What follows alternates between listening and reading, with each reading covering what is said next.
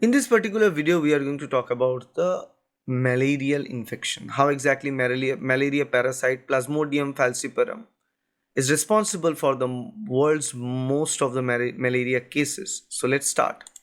The parasite Plasmodium falciparum is responsible for most of the world's malaria cases.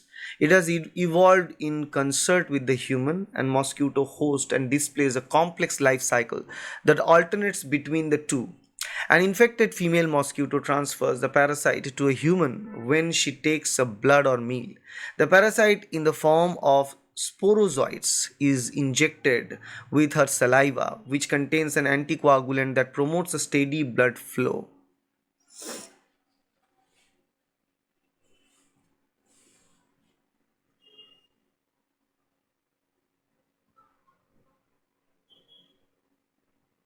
The circulatory system delivers the sporozoites to their target, the liver.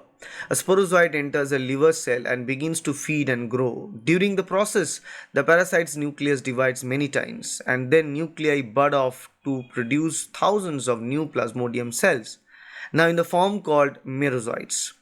About a week later, the merozoites burst out of the liver cells and then enters into the bloodstream.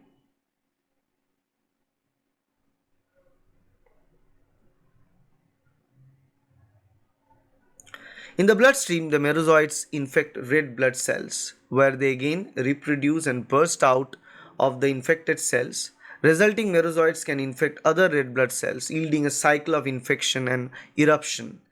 Malaria is characterized by the repeated bouts of fever, each of which correlates with the synchronous release of merozoites from a population of red blood cells. Some of the infective merozoites develop into sexual forms called gametocysts, which are either male or female. In the life cycle of Plasmodium falciparum, gametocysts become large oval structures within red blood cells.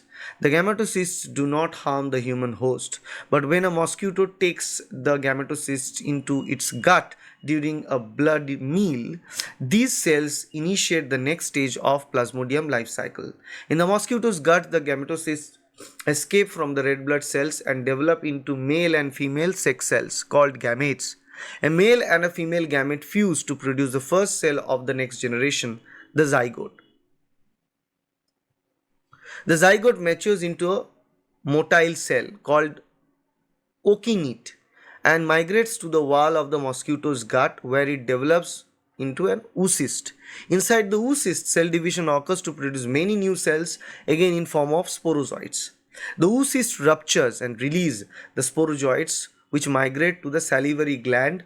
From the salivary gland, the sporozoites can infect the next human host and repeat the plasmodium life cycle, the same order that we just have discussed.